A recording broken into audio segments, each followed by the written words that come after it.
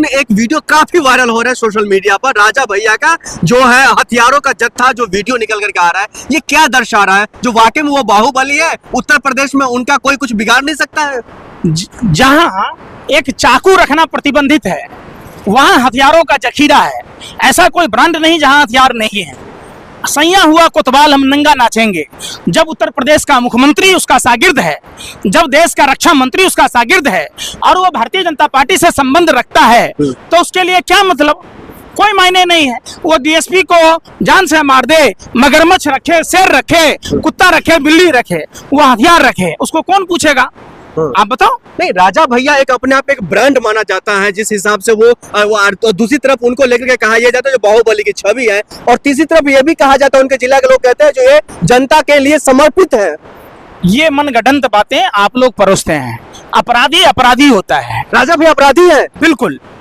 ये हथियार रखना अपराधियों का काम नहीं है तो क्या? लाइसेंसी हथियार है पंकज जी।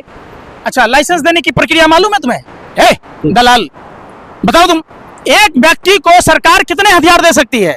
सैकड़ों हथियार का लाइसेंस दे सकती है। कैसी बातें करते हो तुम? पत्रकार हो? इसका मतलब साफ और स्पष्ट है कि आप समझो देश के कानून व्यवस्था में 3 से अधिक हथियार रखने की अनुमति नहीं है। तो ऐसे में सैकड़ों हजारों की तादाद में जो हथियार खुले में प्रदर्शन किया जाता है, इसके पीछे सत्ता पक्ष का रसूख है। अगर सत्ता पक्ष का रसूख नहीं होता तो सत्यानंद बलात्कार नहीं कर रहा होता, लड़कियों के साथ इस तरीके का नहीं कर रहा होता। अगर सत्ता पक्ष का रसूख ब्रजभूषण शरण सिंह के साथ नहीं होता तो पहलवान बेटियों के साथ इस तरीके की दरिंदगी की बात नहीं होती। आप जितने लोग देखेंगे, चाहे वो कानपुर का भाजपा कार्यकर्ता हो जो धनिया के पाउडर में गोबर मिला रहा था घोड़े का, तो सोच लीजिए सत्ता पक्ष ही तो है।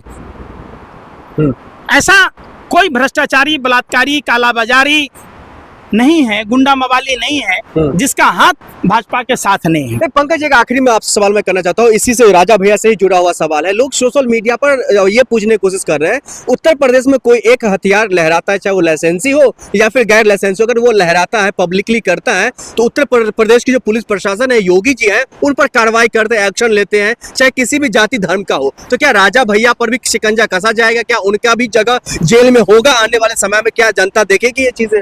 देखिए, ये सब आप मीडिया के लोग मनगढ़ंत बातें करते हैं। उत्तर प्रदेश के हर जिलों में मुख्यमंत्री के स्वजातीय गुंडों का समानांतर सरकार चलता है।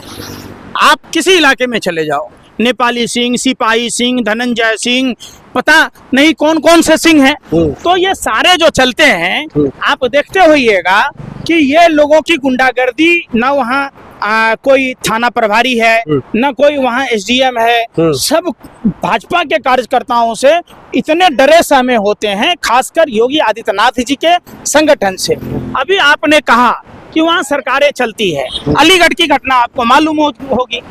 पूजा शकुन पांडे महामंडलेश्वर लिखती है, जो टीवीएस शोरूम का मालिक जो उसको हिंदू शेरनी कहता था, दोनों आई लव यू कहते थे, प्यार मोहब्बत करते थे, वो टीवीएस शोरूम में हिस्सा मांग रहा था, उसकी हत्या करा दी गई। क्या उसके घर पर बुलडोजर चला? आप बताओ, चला है? उत्तर प्रदेश में न्याय किसको मिल रहा है? किसी को न्याय नहीं मिल रहा है। न्याय के नाम पर अन्याय हो रहा है, और सिर्फ वहाँ कोई कायदा कानून नहीं है, मुख्य कानून है। जो योगी जी कह देंगे वही होगा, न एसपी कुछ करेगा, ना अदालत कुछ करेगा। वहाँ कानून व्यवस्था नाम की चीज नहीं है। ऐसा कोई दिन नहीं है जहाँ अपराध नहीं होती है।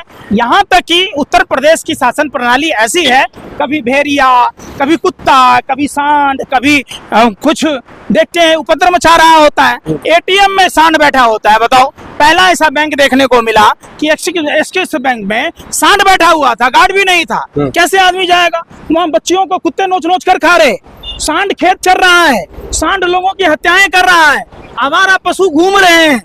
तो चूंकि मुख्यमंत्री उत्तर प्रदेश का उसी कैटेगरी से आते हैं जिनको सांप बिच्छू पकड़ना था, उनको सत्ता दे दिया गया। तो ये हमारे यहाँ कहा जाता है, महर्षि वशिष्ठ ने कहा, निसंतान आदमी लोक कल्याण की बातें नहीं करेगा, और यही देखने को मिल रहा है। ठीक है, बहुत शुक्रिया बातचीत करने के लिए। लेकिन देखना ये होगा जो आखिरकार जिस तरीके से राजा भैया का जो ये वीडियो काफी वायरल हुआ है, इसकी कितनी सच्चाई है, क्या हकीकत है, क्या वाकई में जो लोग सोशल मीडिया पर सवाल पूछ रहे हैं जो उन पर कार्रवाई होना चाहिए, तो क्या वाकई में योगी आदित्यनाथ मुख्यमंत्री साहब उन पर कार्रवाई करते हैं, ये अपने आप में बहुत बड़ा सवाल है। आप देखते थे फॉरवर्ड न्यूज। नमस्कार।